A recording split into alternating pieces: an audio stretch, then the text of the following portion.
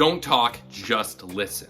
So we haven't gotten a new 2D Mario game in a really long time. So I've stepped up to the plate to give us an original 2D Mario experience. In every level, we give Mario LSD.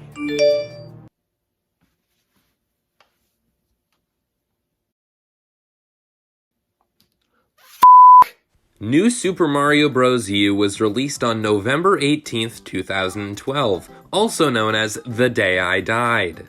4 new Super Mario Bros. Games in the span of 6 years. That's a lot for even the biggest Nintendo fan. Sure, they were all great games, but all very similar and way too close together. Nintendo must have agreed because besides a couple of spin-offs and re-releases, 2D Mario saw no acknowledgement in the way of a new game from 2012 on.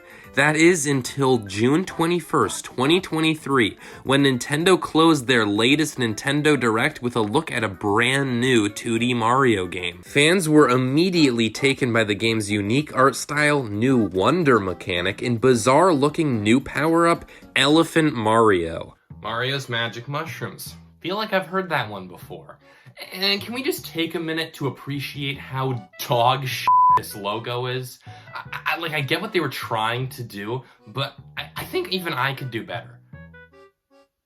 I mean, I'm not gonna.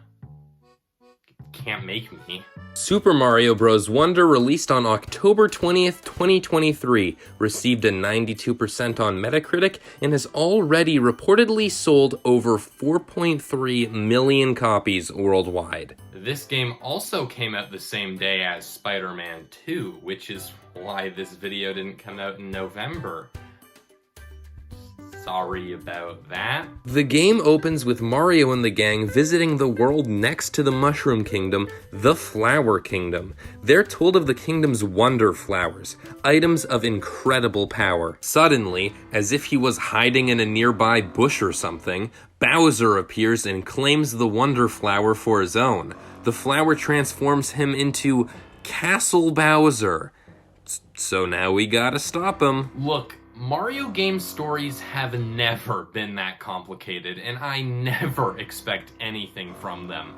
I just ponder the thought process that went into this one.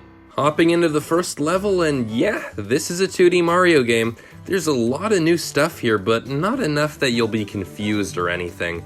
This honestly feels right as the next logical step for the franchise. You still run, jump, use power-ups, find collectibles, and make your way to the flagpole at the end of each level. The types of levels are pretty much the same here too, just under a new art style. So what stops this game from feeling like another new Super Mario Bros. Game? First, the previously mentioned new art style. The new Super Mario Bros. Games were as basic as Mario gets in terms of design. This game, however, pops with a fun, lightly colored style that kinda reminds me of a painting. The thing that really stuck out to me as I played this game was how expressive all the characters are. The developers clearly put a lot of work into making sure they all seemed alive.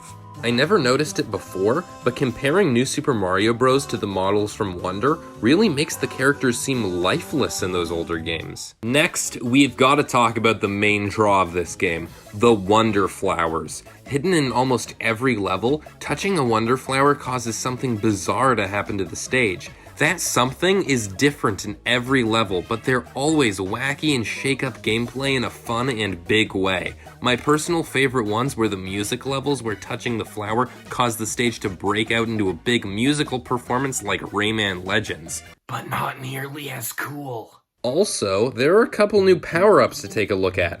Obviously, we have to talk about Elephant Mario first, the first animal-based Mario power-up that alters Mario's body instead of just putting him in a costume. Besides Boo Mario, I guess. As Elephant Mario, you gain several new abilities. You can whack enemies with your trunk, store water and spray it on flowers, and run across bigger gaps. This power-up is fun to use, but not something you especially want over the other two new power-ups. The Bubble Flower is very similar to the blue baby Yoshis found in New Super Mario Bros. U.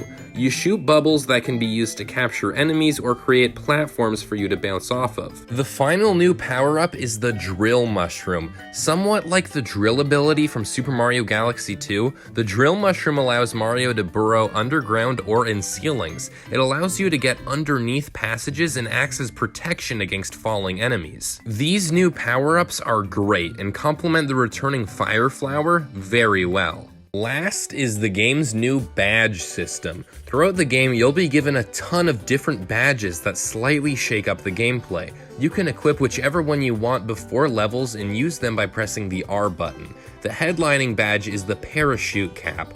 It's like the squirrel suit as it gives you the ability to slowly glide down to the ground when in the air. Other great badges include the one that gives you a Mega Man vertical wall jump and the one that gives you a grappling hook. I am thrilled to say that this is a real Mario game.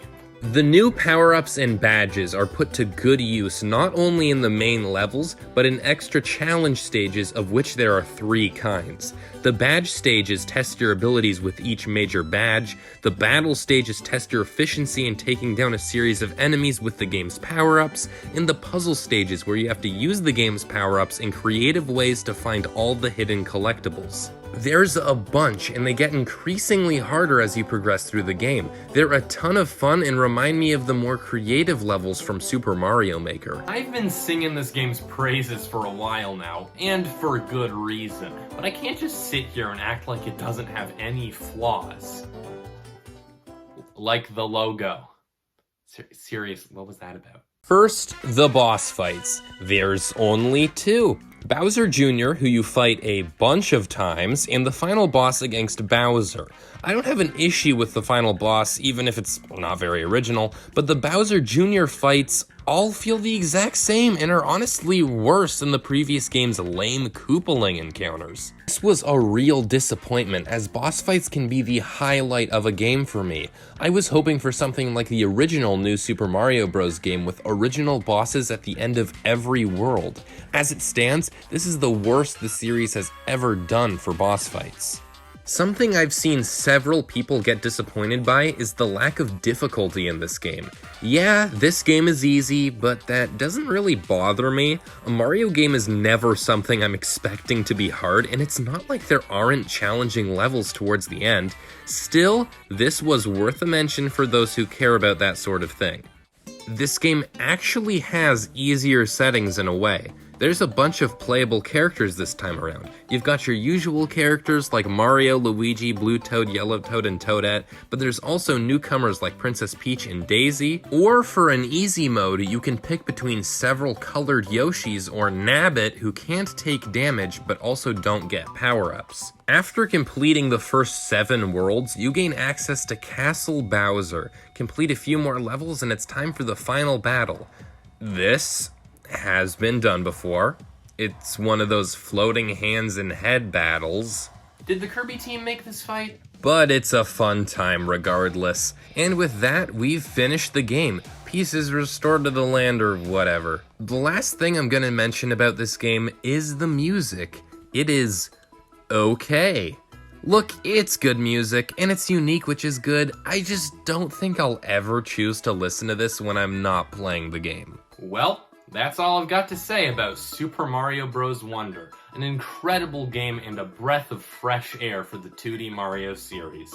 Now, if you'll excuse me, I have to go back to not posting videos for a year. Bye!